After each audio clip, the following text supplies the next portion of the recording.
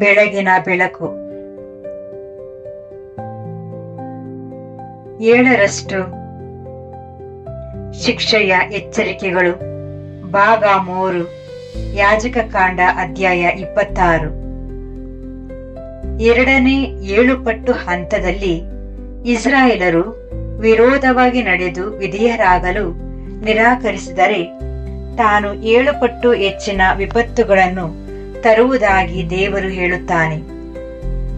ಕಾಡು ಮೃಗಗಳು, ಮಕ್ಕಳ ನಷ್ಟ, ಪಶುಗಳ ನಾಶ, ಜನಸಂಖ್ಯೆ ಕುಗ್ಗುವುದು ಮತ್ತು ಹಾದಿಗಳು ನಿರ್ಜನವಾಗುವುದನ್ನು ಇಲ್ಲಿ ಹೆಸರಿಸಿದ್ದಾನೆ.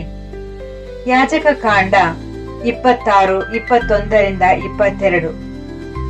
ಈ ಹಂತವು ಒಡಂಬಡಿಕೆಯ ಶಿಸ್ತು ಉಲ್ಲಂಘನೆಯಾದಾಗ ಏನಾಗುತ್ತದೆ ಎಂಬುದನ್ನು ತೋರಿಸುತ್ತದೆ. ಸ್ವತಃ ಆ ದೇಶವೇ ಅಸುರಕ್ಷಿತವಾಗುತ್ತದೆ ಮತ್ತು ಸಾಮಾನ್ಯ ಜೀವನವು ಕುಸಿಯುತ್ತದೆ.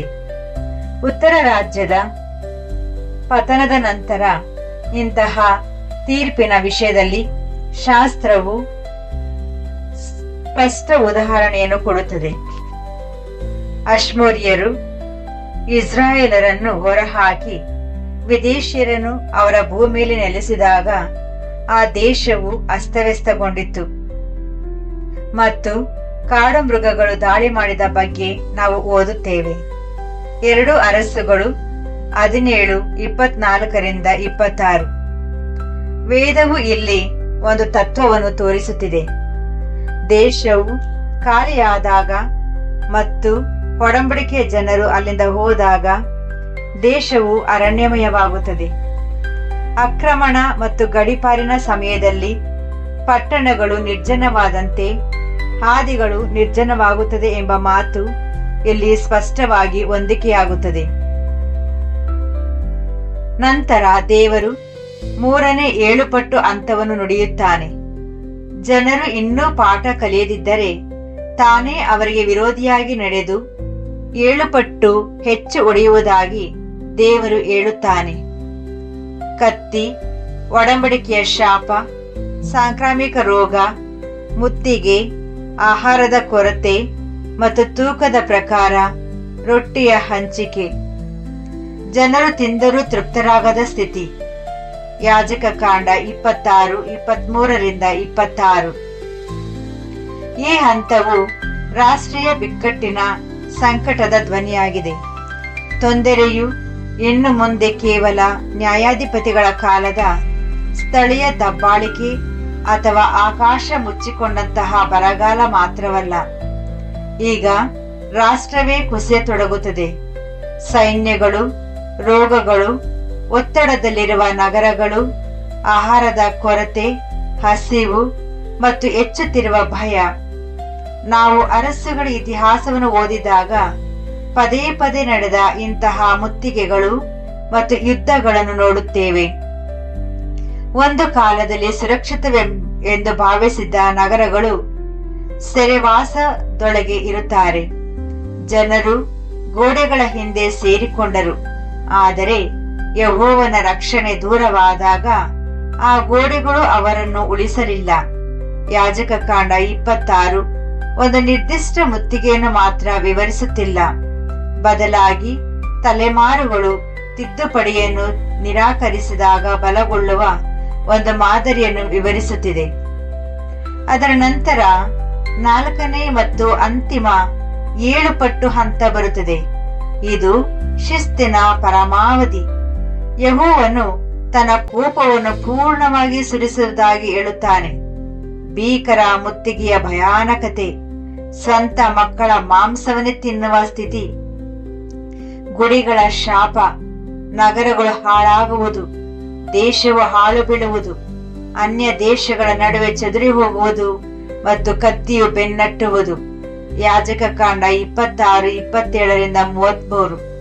ಇದು ಪೂರ್ಣ ಪ್ರಮಾಣದ ತೀರ್ಪು ಸುರಿಯಲ್ಪಡುವ ಹಂತವಾಗಿದೆ. ಇಸ್ರಾಯೇಲಿನ ಇತಿಹಾಸದಲ್ಲಿ ಮುತ್ತಿಗೆಯ ಸಮಯದಲ್ಲಿ ನಡೆದ ನರಭಕ್ಷಣೆಯ ಭಯಾನಕತೆಯನ್ನು ಶಾಸ್ತ್ರವು ದಾಖಲಿಸಿದೆ. ಉದಾಹರಣೆಗೆ, ಸಮಾರ್ಯದ ಮುತ್ತಿಗೆಯ ಸಮಯದಲ್ಲಿ 2 ಅರಸುಗಳು 6, 28-29.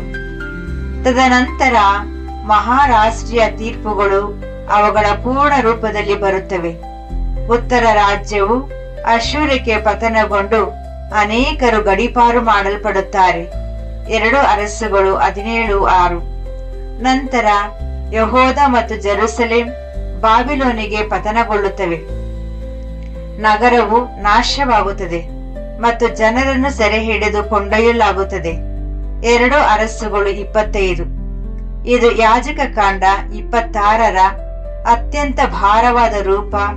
ಕೇವಲ ದೇಶದ ಒಳಗಿನ ತೊಂದರೆಯಲ್ಲ, ಬದಲಾಗಿ ದೇಶದಿಂದಲೇ ಹೊರ ಹಾಕಲ್ಪಡುವ ಸ್ಥಿತಿ.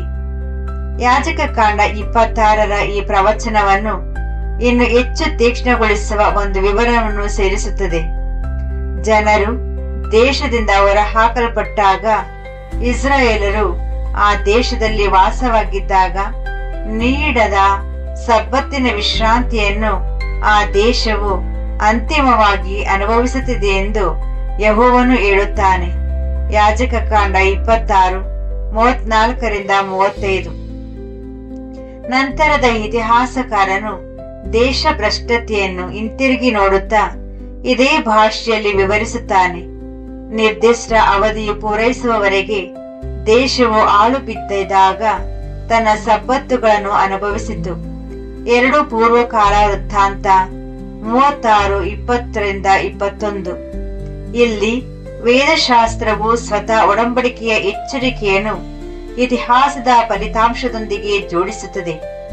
ಇಸ್ರಾಯೇಲರು ಕೇವಲ ಬೆಳೆ ಮತ್ತು ನಗರಗಳನ್ನು ಕಳೆದುಕೊಳ್ಳಲಿಲ್ಲ, ಅವರು ಸ್ವಲ್ಪ ಸಮಯದವರೆಗೆ ದೇಶವನ್ನೇ ಕಳೆದುಕೊಂಡರು ಮತ್ತು ದೇವರು ಎಚ್ಚರಿಸಿದಂತೆಯೇ ದೇಶವು ಅವರಿಲ್ಲದ ವಿಶ್ರಾಂತಿ ಪಡೆಯಿತು. ಆದರೆ ಯಾಜಕ ಕಾಂಡ 26 ಕತ್ತಲೆಯ ಹಂತದಲ್ಲಿ ಕೊನೆಗೊಳ್ಳುವುದಿಲ್ಲ. ಚದರಿ ಹೋದ ನಂತರ ಮತ್ತು ಭಯದ ನಂತರ ಶತ್ರುಗಳ ದೇಶಗಳಲ್ಲಿ ಸೊರಗಿ ಬದುಕುಳಿದವರ ಬಗ್ಗೆ ಯೆಹೋವನು ಮಾತನಾಡುತ್ತಾನೆ. ಅವರ ಹೃದಯಗಳು ಎಷ್ಟೊಂದು ದುರ್ಬಲವಾಗುತ್ತವೆ ಎಂದರೆ ಗಾಳಿಗೆ ಹಾರುವ ಎಲೆಯ ಸದ್ದಿಗೂ ಅವರು ಓಡಿ ಹೋಗುತ್ತಾರೆ. ಯಾಜಕ ಕಾಂಡ 26:36-39. ನಂತರ ಯೆಹೋವನು ಒಪ್ಪಿಗೆ ಮತ್ತು ವಿನಯಕ್ಕೆ ಬಾಗಿಲನ್ನು ತೆರೆಯುತ್ತಾನೆ. ಅವರು ತಮ್ಮ ಪಾಪಗಳನ್ನು ಒಪ್ಪಿಕೊಂಡು ಶಿಕ್ಷೆಯನ್ನು ಸ್ವೀಕರಿಸಿದರೆ ತಾನು ಅಬ್ರಹಾಂ, ಈಸಾಕ್ ಮತ್ತು ಯಾಕೋಬರೊಂದಿಗೆ ಮಾಡಿಕೊಂಡ ಒಡಂಬಡಿಕೆಯನ್ನು ನೆನಪಿಸಿಕೊಳ್ಳುವುದಾಗಿ ಮತ್ತು ಆ ದೇಶವನ್ನು ನೆನಪಿಸಿಕೊಳ್ಳುವುದಾಗಿ ಆತನು ಹೇಳುತ್ತಾನೆ. ಯಾಜಕ ಕಾಂಡ 26:40-45. ಇದು ಧರ್ಮಶಾಸ್ತ್ರದಲ್ಲಿರುವ ಅತ್ಯಂತ ಮೃದುವಾದ ಭಾಷಣಗಳಲ್ಲಿ ಒಂದಾಗಿದೆ. ಶಿಕ್ಷೆಯೂ ನಿಜ, ಆದರೆ ಒಡಂಬಡಿಕೆಯ ಕೃಪೆಯೂ ಅಷ್ಟೇ ನಿಜ. ಯೆಹೋವನು ನಾಶ ಮಾಡಲು ಆನಂದಿಸುವ ದೇವರಂತೆ ಮಾತನಾಡುವುದಿಲ್ಲ. ಆತನು ತಿದ್ದುವ, ದಂಡಿಸುವ ಮತ್ತು ಇನ್ನು ನೆನಪಿಸಿಕೊಳ್ಳುವ ದೇವರಂತೆ ಮಾತನಾಡುತ್ತಾನೆ. ಆತನು ಅವರನ್ನು ಸಂಪೂರ್ಣವಾಗಿ ತಿರಸ್ಕರಿಸುವುದಿಲ್ಲ ಅಥವಾ ಪೂರ್ಣವಾಗಿ ನಾಶ ಮಾಡುವುದಿಲ್ಲ, ಏಕೆಂದರೆ ಆತನು ಅವರ ದೇವರಾದ ಯೆಹೋವನಾಗಿದ್ದಾನೆ. ಯಾಜಕ ಕಾಂಡ 26:44-45. ಆದ್ದರಿಂದ ಯಾಜಕ ಕಾಂಡ 26 ಭವಿಷ್ಯವಾಣಿಯಾಗಿದೆ ಮತ್ತು ಅದು ಸಂಭವಿಸಿದೆ ಎಂದು ನಾವು ಹೇಳುವಾಗ ನಾವು ಸುಮ್ಮನೆ ಊಹೆ ಮಾಡುವಂತಿಲ್ಲ. ನಂತರದ ನ್ಯಾಯ ಪ್ರಮಾಣವು ಇಸ್ರಾಯೇಲಿನ ಇತಿಹಾಸವನ್ನು ಇದೇ ದೃಷ್ಟಿಕೋನದಿಂದ ಹೇಗೆ ನೋಡುತ್ತವೆ ಎಂಬುದನ್ನು ನಾವು ಗಮನಿಸುತ್ತಿದ್ದೇವೆ. ಹಂತಗಳು ಮೊದಲೇ ಆರಂಭವಾಗುತ್ತವೆ, ಅವು ಮರುಕಳಿಸುತ್ತವೆ, ತೀವ್ರಗೊಳ್ಳುತ್ತವೆ ಮತ್ತು ದೇಶ ಭ್ರಷ್ಟತೆಯಲ್ಲಿ ಪೂರ್ಣ ಪ್ರಮಾಣವನ್ನು ತಲುಪುತ್ತವೆ. ಹಾಗಿದ್ದರೂ ಯೆಹೋವನು ಭರವಸೆಯ ಒಂದು ಎಳೆಯ ರೇಖೆಯನ್ನು ಉಳಿಸಿದ್ದಾನೆ. ಒಪ್ಪಿಗೆ, ವಿನಯ, ನೆನಪು ಮತ್ತು ಒಡಂಬಡಿಕೆಯ ನಂಬಿಗಸ್ತಿಕೆ. ಇದು ನಮ್ಮ ಮುಂದಿನ ಅಧ್ಯಯನಕ್ಕಾಗಿ ನಮ್ಮ ಹೃದಯಗಳನ್ನು ಸಿದ್ಧಪಡಿಸುತ್ತದೆ.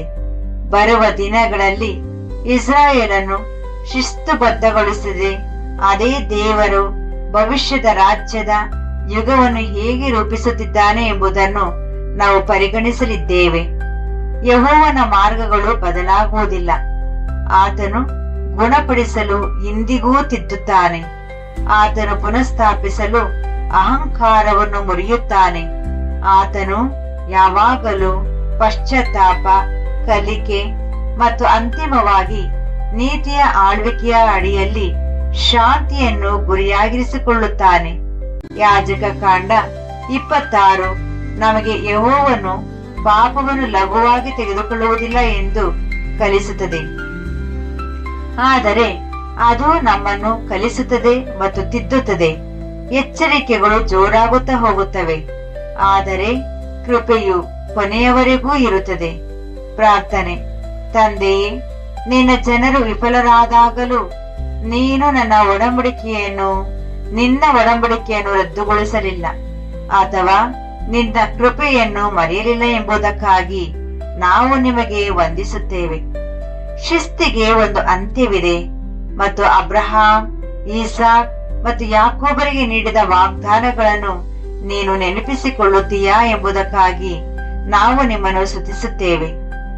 ನೋವಿನ ಮೂಲಕ ಕಲಿಯುವ ಸ್ಥಿತಿ ಬರುವ ಮೊದಲೇ ದಯವಿಟ್ಟು ನಮ್ಮ ಹೃದಯಗಳನ್ನು ವಿನಯಗೊಳಿಸು.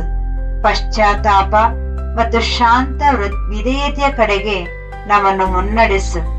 ನಿನ್ನ ಪುನಃಸ್ಥಾಪನೆಯಲ್ಲಿ ಭರವಸೆ ಇಡಲು ನಮ್ಮ ವಿಶ್ವಾಸವನ್ನು ಬಲಪಡಿಸು ಮತ್ತು ನಿನ್ನ ರಾಜ್ಯವು ಪೂರ್ಣ ಗುಣಪಡಿಸುವಿಕೆಯನ್ನು ತರುವವರೆಗೆ ನಮ್ಮನ್ನು ನಂಬಿಗಸ್ತರನಾಗಿ ಇರಿಸು.